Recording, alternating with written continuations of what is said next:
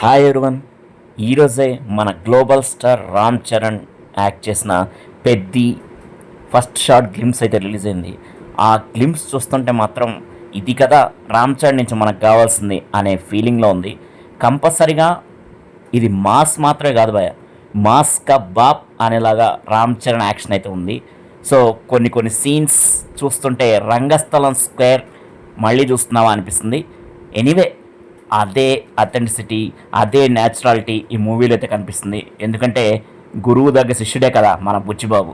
So అదే విధంగా తీసుకొస్తారు అనిపిస్తుంది.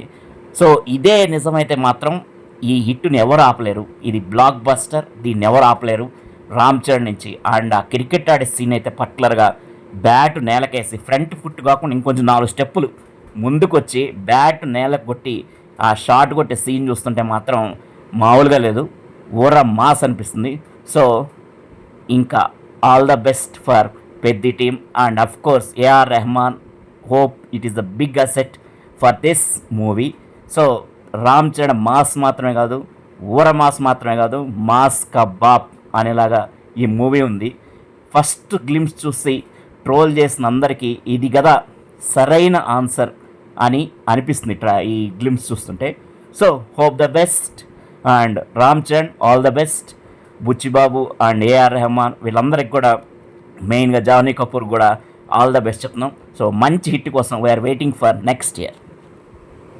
Thank you, bye.